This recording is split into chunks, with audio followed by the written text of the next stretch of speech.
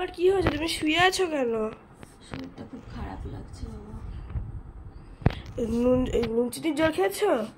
নুন চিনি লেবু শরবত তো খেলাম, কিন্তু কি করব, শরীরটা এত খারাপ লাগছে। স্নান করবে না? একটু পরে করব, শরীরটা শ্বাসকষ্ট হচ্ছে। ঠিক আছে, বইয়ের তাকটা গুছিয়ে নি, তারপর বইটা একটু গুছাবা। ইয়ে করো, কি কি রান্না করেছি সেটা একটু দেখিয়ে দাও। আচ্ছা। আজকের এই ভিডিওটা দুদিনকার ভিডিও। তো এটা হচ্ছে আগের দিন, মানে যেদিন আমার সাথে দুর্ঘটনাটা ঘটে ঠিক তার আগের দিনের এই ভিডিওটা শ্যুটটা তোলা, কারণ আমার শরীর খুব খারাপ যাচ্ছিল। তো সে কারণে আমি মানে উঠে ভিডিও করতে পারছিলাম না। মাম্পুসোনা তোমাদেরকে ভিডিও করে একটুখানি শেয়ার করছিল। তো ভাবলাম যেহেতু আজকে অনেক কথা বলবো, তো ভিডিওটা তোমাদের সাথে আগের দিনের মুহূর্তটা শেয়ার করে দিই। আমার শরীরটা ভীষণই দুর্বল, যে কারণে কিন্তু কোনো কাজ, কোনো কিছুতে আমি জোর পাই না। তার মধ্যেও যতটুকু হোক করতে হয়, কারণ একার সংসার, সবটা তার শাশুড়ির উপর ফেলে রাখলে চলবে না। আর শাশুড়িমা যথেষ্ট আমাকে সাপোর্ট করে, যথেষ্ট হেল্প করে। ওনারও বয়স হয়েছে, সেটা আমার মাথায় রাখা উচিত। আর এদিকে মাম্পুসোনার এক্সাম শেষ হয়ে গেছে, তো তার জন্য মাম্পুসোনা বইয়ের তাকগুলো গুছিয়ে নিচ্ছিল। আজকের ভিডিওটা পুরোটা দেখো তোমরা, যে কি ভয়ঙ্কর দুর্ঘটনা ঘটতে চলেছিল আমার সাথে। আজ থেকে কিন্তু আর দুধ খাচ্ছি না, আজ থেকে খাবো হচ্ছে এটা হচ্ছে রেড কাউয়ের যে টক দইটা, সেটা। তো যেহেতু অনেকটা গরম পড়ে গেছে হঠাৎ করেই, আর এই গরমে, বিশেষ করে এই গরমে না, মানে দুধ খেতে প্রচণ্ড অম্বল হয়ে যাচ্ছে। আর এমনিতে এই টাইমটাতে একটু গ্যাস অম্বলটা বেশি হয়, সেই জন্য কি বলতো, অম্বলের হাত থেকে বাঁচার জন্য। আর টক দই তো আমাদের শরীরের পক্ষে খুব উপকারী। তো এখানে আমি টক দই নিয়ে নিয়েছি, আর একটু চিনি দিয়ে নেবো টক দইয়ের মধ্যে, বেশ ভালো লাগবে, তাহলে একটু দানা দানা পড়বে। অল্পই দিলাম, জাস্ট অল্প। আর সপ্তাহে একটা করে ডাবের জল তো খেতেই হবে। ডাবের জলটা এখনো ধরিনি, ধরবো। আজকে অনেক কিছু বলার আছে, তোমাদের সাথে শেয়ার করবো। যেহেতু অতিরিক্ত গরম, সেক্ষেত্রে দুধ খেলে গ্যাস হয়ে যাচ্ছে, ওই কারণে টক দইটা আজকে থেকে দুধ বন্ধ করে দিয়েছি। টক দইটা ভালো মানুষেরও এই গরমে খাওয়াটা খুব উপকার শরীরের পক্ষে। অনেক কথা বলবো, অনেক কিছু শেয়ার করবো, তো তার আগে আমি খেয়ে নিই, তারপর তোমাদের সাথে আসছি। তো আজকে ভিডিওর টাইটেল কি দেব কি না দেবো কিছু এখনও ভেবে পাইনি। আর এই ভিডিওটার শুরু থেকে শেষ পর্যন্ত মানে টোটালটাই আজকে একটু অন্যরকম। আমি জানি আমার ভিডিও যারা দেখো, যারা আমাকে খুব ভালোবাসো, তারা ভীষণ পরিমাণে টেনশনে আছো। কালকে একটা শর্ট ভিডিও আমি দিয়েছি, সেটা যারা দেখেছো তারা অনেকে টেনশনে থাকবে।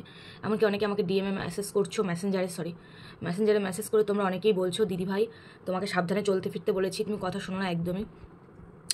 তো সবটাই আজকে ক্লিয়ার করবো, কারণ ক্লিয়ার করার দরকার আমার মনে হলো। আমি যেহেতু সবটাই তোমাদের সাথে বলি, আর সবটা বলা আমার প্রয়োজন, কারণ এই জায়গাটা আমার প্রফেশন, কাজ হিসেবে। তো কাজ হিসেবে সেখানে তো আমাকে সবটা ক্লিয়ার করতেই হবে। তো এবার প্রথম থেকে বলি, আমি পরশু দিন সারা রাত একদম ঘুম হয়নি আমার। এমনি এখন ঘুম একদমই হচ্ছে না, সারা রাত আমি জেগে থাকি, পুরো একদম পাক্কা 6টা অবধি, 6:45 অবধি পুরো টানা জেগেছিলাম। তোমাদের দাদাভাই উঠেছে, উঠে ও কাজে চলে গেছে, গাড়ি নিয়ে বেরিয়ে গেছে। তো আমাকে বলছে তুমি উঠো না, তুমি একটু ঘুমাও, সারা রাত তুমি ঘুমাও নি, তাহলে তুমি ঘুমাও, আর আমি বেরোচ্ছি। আমি যে না গো, সারা রাত জেগে আছি, তো জেগে থাকতে থাকতে কী হয় জানো, কোমরের এই সাইডটা আর এই সাইডটা না ব্যথা হয়। ঘুমলে একরকম, কিন্তু ঘুম যদি না হয়, জেগে থাকা হয়, তাহলে এপাশ ওপাশ করলে তাতে করে ব্যথা হয়ে যায় পুরো পিঠে। মানে আমি একটু হাঁটবো, আমার শরীর ভালো লাগছে না, সারা রাত ঘুম হয়নি। আজ যে সকালে ঘুমাবো তাও না, মানে ঘুম এতটাই কমে গেছে। দিয়ে তারপর বলছে ঠিক আছে। তারপরে তোমার আমি উঠলাম, ও উঠে ওর মতো কাজে চলে গেল। আমি ঠাকুর নমস্কার করে আমি বাথরুমে গেলাম। তখন কটা বাজবে, হার্ডলি 6টা হবে। তো তখন বাথরুম থেকে আসার পথে আমাদের এই বাথরুমের এই ওপরটা দিয়ে একটা সিঁড়ির মতো ছোট্ট একটা স্ল্যাব পাতা আছে। আর সেই স্ল্যাবটাতে কী হয়েছে ব্যাপারটা বলি। আমি বলেছিলাম এর আগে একবার পরে আমার পা মচকে গেছিলো, তোমরা সেই ভিডিও দেখেছো। সেই মচকা পাটাতেই মানে আবার লেগেছে কালকে। সেই পাটা এরকম, মানে আমি তো পাতা এরকম থাকে, এরকম হয়ে গেছে।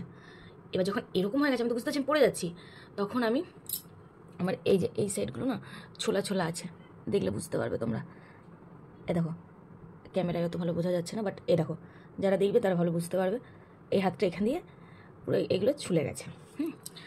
আর এই হাতটা তো এইখানটাতে কী একটা ভুকেছে, আর এই হাতটাতে ব্যথা লেগেছে। মানে মেন একদিকে বাদিকে আমি পড়েছি, তারপরে আমি মানে বাদিকে রান্নাঘরের দেয়ালটা আছে আমাদের, ওটা ধরেছি, আর ডান দিকে পাঁচিল আছে, পাঁচিল ধরেছি, ধরে বসে পড়েছি। এইবার যখন আমি পড়েছি আমার ব্যথা পায়ে আরও ব্যথা লেগে গেছে। তার জন্য কী হয়েছে, মানে আমি আর পা উঠতে পারছি না। আমার তখন অটোমেটিক চোখ দিয়ে জল চলে এসছে, কান্না চলে এসছে। আমার পা ভেঙে যাক, পা মুচড়ে যাক, তাতেও আমার কোনো প্রবলেম নেই, কিন্তু আমার মেন টেনশন যে আমার বেবিটা ঠিক আছে কিনা তার জন্য।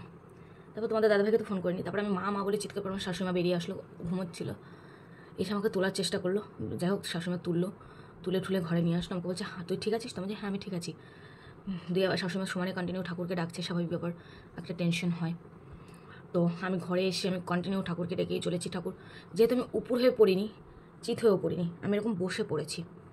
তো কালকে দিনটা টোটালটাই টেনশনের মধ্যে কেটেছে। তোমাদের দাদাভাইকে সারাদিনে কিছু বলিনি, ও গাড়ি চালায় তো প্রচণ্ড টেনশন করবে, আর গাড়ি চালালে টেনশন করলে হিতে বিপরীত কিছু একটা হয়ে যেতে পারে। তো তারপরে দুপুরবেলা তোমাদের দাদাভাই কাছ থেকে আসলো, ওকে বলা হলো, আমিও বলিনি, মামপোষ না বলেছে, জানো বাবা মাম্মা আজকে পড়ে গেছে, ও পুরো হয়ে গেছে। তো তারপরে যাই হোক এবার ও ডক্টরকে ফোন করলো, ডক্টর বললো কীভাবে পড়েছে জিজ্ঞেস করলো, আর বেবি কিক করছে কিনা সেটাও জিজ্ঞেস করলো। তো হ্যাঁ এটা বলি, এটা একটা মানে ভালো লক্ষণ ছিল যে আমি যখন মানে ওরকমভাবে পড়ে গেছি, আমি যখন এসেছি ঘরে এসে শুয়েছি, কারণ শুলে পরে বেবির নড়াচড়াটা বোঝা যায় ভালো মতো। তো শুয়ে আমি বলছি বাবা তুমি একটু নড়ো, বাবা তুমি একটু নড়ো, মনে মনে বলছে, ঠাকুরকে ডাকছি। হ্যাঁ বেবি নড়াচড়া করছিল, এবং সারাদিনই কালকে মোটামুটি নড়াচড়া করেছে। করার পরে তারপর ডাক্তার বললো ঠিক আছে, কীভাবে পড়েছে ডাক্তারের কাছে বলা হলো সবটা। ডাক্তার বললো ঠিক আছে, যেহেতু বসে পড়েছে আর যেহেতু মানে পেটে কোনো আঘাত লাগেনি, তাহলে ভয়ের কিছু নেই।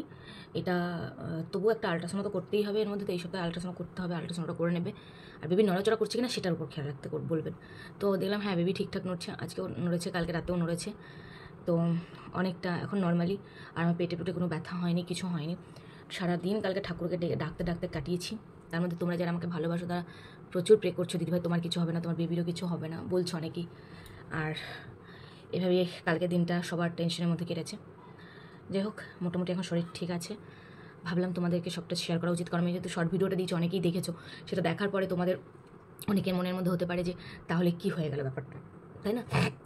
তো যাই হোক এই হলো ব্যাপার। আমি মোটামুটি এখন ঠিক আছি, আর বেবিও ঠিক আছে, বেবি নড়াচড়া করছে। আল্ট্রাসাউন্ডটা করলে বাকিটা বোঝা যাবে, তারপর আমি বাকি আপডেটটা তোমাদের সাথে আবার পরের ভিডিওতে শেয়ার করে দেবো। তো আজকে এই পর্যন্তই, সবাই একটু প্রে করো যেন ঠাকুর করে সব কিছু ঠিকঠাক হয়ে যায়, সব যেন ঠিক থাকে, আমার বেবি যেন সুস্থভাবে পৃথিবীতে আসতে পারে, আমি যেন তাকে সুস্থভাবে পৃথিবীতে নিয়ে আসতে পারি, এটুকুই তোমাদের কাছে প্রার্থনা করছি। আর প্লিজ এই সময় তোমরা আমার সাথে থেকো, তোমাদের সাথে থাকা, তোমাদের পাশে থাকা ভীষণ দরকার, কারণ এটা একটা আর্নিং প্লেস তোমরা জানো। তো সামনেই একটা বিশাল বড় একটা ব্যাপার আছে, আর কয়েক মাসের ডিফারেন্স মাত্র, এর মধ্যে যদি কিছু একটা আর্নিং এখান থেকে করতে পারি সেটা আমার অনেকটা কাজে লাগবে। প্লিজ তোমরা আমাকে সাপোর্ট করো। যারা ভিডিওটা নতুন দেখছো চ্যানেলটাকে সাবস্ক্রাইব করে দাও, আর তোমরাও টেনশন করো না, সব কিছু ঠিক হয়ে যাবে। তোমাদের ভালোবাসা আছে, আমার বড় বাবা মায়ের আশীর্বাদ আছে, আমার শ্বশুর শাশুড়ির আশীর্বাদ আছে, সবার আশীর্বাদ আছে। তো সব কিছু আশা করি ঠিকঠাক হয়ে যাবে। তোমরা পাশে থাকলে সেটা আরেকটু সহজ হবে।